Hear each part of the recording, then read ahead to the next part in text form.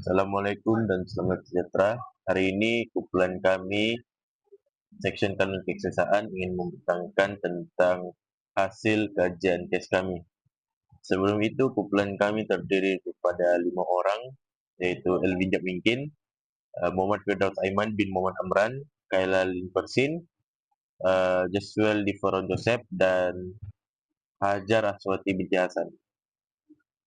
Kami memilih tajuk yaitu penyelewengan dalam pendidikan. Hal ini kerana duit yang telah disalurkan oleh pihak PPD telah diselewengkan oleh guru besar yang mengakibatkan duit itu digunakan untuk dirinya sendiri dan bukan untuk pihak sekolah yang ingin menaikkan lagi fasiliti, membaik pula fasiliti sekolah. Jadi kami memilih penyelewengan dalam pendidikan. Selamat sejahtera, saya Hajar Aswati binti Hasan. Hari ini saya akan membentangkan tentang pengenalan dan latar belakang kes yang kami kaji. Bagi pengenalan, dalam sebuah organisasi, rasuah boleh berlaku apabila individu atau sebuah kumpulan menyalahgunakan kuasa mereka untuk mendapatkan keuntungan seperti mendapatkan wang, hadiah, dan faedah lain. Budaya rasuah boleh diumpamakan seperti bara yang boleh menjatuhkan sesebuah bangsa dan negara.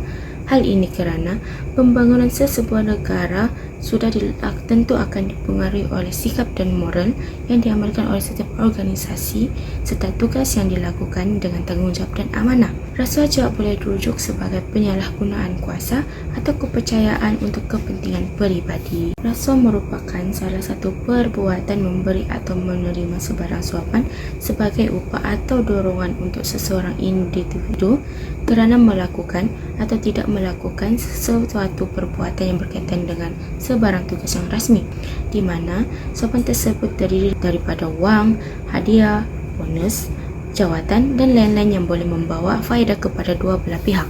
Seterusnya, tentang latar belakang kes. Kes rasuah dalam organisasi berlaku kerana sistem pengurusan yang lemah, kurangnya ketelusan dan accountability dalam sebuah organisasi, serta budaya kerja yang tidak beretika dalam sebuah syarikat.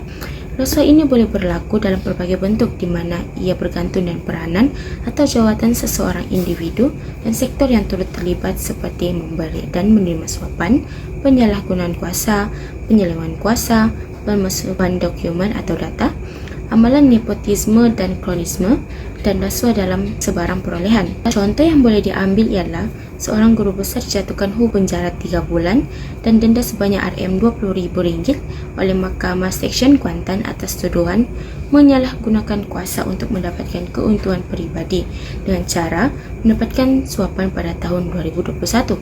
Sebelum beliau bergelar guru besar, beliau merupakan guru penolong kanan co-kurikulum, dipercayai telah menerima rasuah dan cara mencadangkan syarikat milik isterinya iaitu Su Azizi Enterprise atau perihal kerja bayaran dan peruntukan bagi latihan Majlis Sukan Sekolah Pahang atau dikenali sebagai MSSP kepada guru besar, di mana ia melibatkan sukan perahu layar. Mereka juga memberi voucher pertama bernilai RM1,200 manakala tempat kedua bernilai RM700. Beliau telah melakukan kesalahan di bawah Seksyen 23 Akta Suruhanjaya Pencegahan Rasuah Malaysia ASPRM 2009 Akta 694 dan telah dijatuhkan hukuman penjara 3 bulan dan beliau juga dikenakan hukuman denda sebanyak RM20,000. Pengenalan kes bagi kes ini adalah melibatkan seorang guru besar, Khairul Azizi Abdul Aziz, yang dijatuhi hukuman penjara 3 bulan dan denda RM20,000 setelah mengaku bersalah terhadap 2 pertuduhan yang menyalahgunakan jawatannya untuk mendapatkan suapan. Kesalahan ini berlaku 8 tahun lalu ketika tertuduh yang masih lagi berkhidmat sebagai seorang guru penolong kanan co-kurikulum di Sekolah Kebangsaan Jarating telah didapati melantik syarikat milik istrinya yang melibatkan peruntukan Majlis Sukan Sekolah Pahang MSSP. Assalamualaikum dan selamat sejahtera. Nama saya Muhammad Firdaus Aiman bin Muhammad Amran dan saya akan membentangkan tentang kes guru besar di penjara, pengajaran tentang integriti dalam pendidikan. Kes ini berlaku pada 11 Januari 2022 di Mahkamah Seksyen Kuantan menjadi tempat perbicaraan kes. Kes ini telah dilakukan oleh Encik Khairul Azizi Abaziz, yaitu seorang guru besar di Sekolah Kebangsaan Cerating. Beliau mengaku bersalah atas tuduhan salah guna kuasa. Kesalahan ini telah berlaku sejak tahun 2014 di mana beliau bertugas sebagai guru penyelenggaraan kurikulum di SK Cerating. Beliau mencadangkan syarikat istrinya yaitu Su Azizi Enterprise untuk menguruskan peruntukan latihan Majelis Sukan Sekolah Pahang MSSP. Jumlah uang yang terlibat ialah Rm1.200 dan Rm700. Tindakan yang dilakukan beliau telah melanggar prinsip etika dan undang-undang. Kes ini terbongkar berkemungkinan disebabkan pihak sekolah atau rekan sekerja yang membuat aduan atas kelakuan beliau. Boleh jadi juga kes ini terbongkar disebabkan pihak SPRM yang menjalankan pemantauan secara aktif berkaitan salah guna kuasa.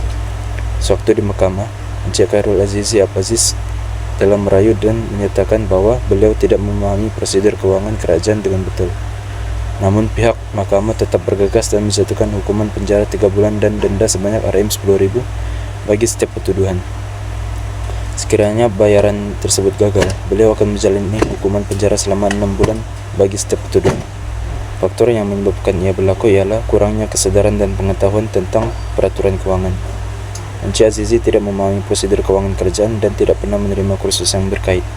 Yang kedua ialah peluang dan kurangnya pengawasan, termasuklah dari segi sektor pendidikan. Terdapat beberapa kelemahan dalam sistem pemantauan keuangan. Sekiranya pemantauan ini berkurangan, ia akan menjadi kelonggaran dan akan berlakunya kes ini semula. Dan yang ketiga ialah kepentingan pribadi dalam mengatasi etika dan integriti. Encik Azizi Abdul Aziz lebih mementingkan kepentingan pribadinya lebih daripada tanggung jawabnya sebagai seorang guru, dan tertuduh menggunakan kedudukannya untuk memberikan manfaat kepada syarikat istrinya. Itu saja daripada saya. Sekian, terima kasih. Implikasi kes ini terhadap individu adalah ia membawa akibat yang besar, terutamanya dari segi undang-undang dan juga reputasi. Tertuduh telah dijatuhi hukuman penjara dan denda yang mencerminkan tindakan yang diambil oleh sistem kehakiman untuk mengekang rasuah. Selain itu, guru besar juga yang terlibat akan kehilangan jawatan dan ini menghadapi kesulitan mendapatkan pekerjaan lain dalam sektor pendidikan ataupun kerajaan. Bagi implikasi terhadap organisasi pula, organisasi seperti Sekolah Kebangsaan Cerating, kes rasuah ini akan memberi kesan yang buruk terhadap image dan kredibiliti sekolah tersebut apabila pegawai yang memegang jawatan yang tinggi terlibat dalam rasuah. Ia akan mengurangkan kepercayaan masyarakat dan ibu bapa terhadap sekolah tersebut dan boleh menyebabkan masalah dalam pengurusan dana dan peruntukan yang sepatutnya digunakan untuk tujuan pendidikan.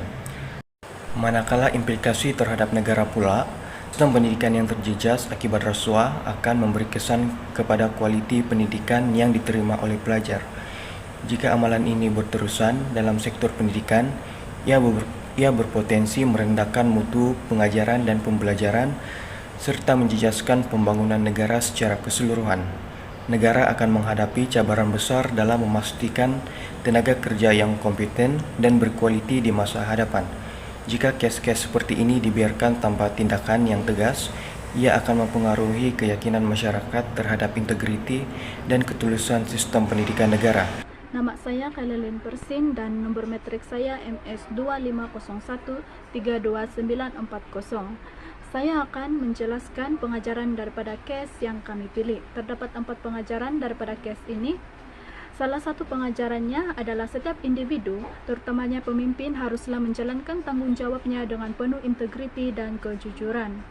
Selain itu, menekankan kepentingan ketulusan dan accountability dalam pentadbiran juga merupakan satu pengajaran daripada kes ini. Di samping itu, mengingatkan kita bahawa penyalahgunaan kuasa dan rasuah boleh memberikan kesan yang buruk seperti denda yang tinggi dan hukuman penjara juga menjadi satu pengajaran daripada kes ini. Setiap tindakan-tindakan yang salah yang dibuat akan terbongkar dan diketahui serta akan dihukum juga menjadi satu pengajaran. Hal ini dikatakan demikian karena Suruhanjaya Pencegahan Rasuah Malaysia SPRM akan sentiasa memantau dan mengambil tindakan undang-undang tegas terhadap individu yang melakukan kesalahan rasuah.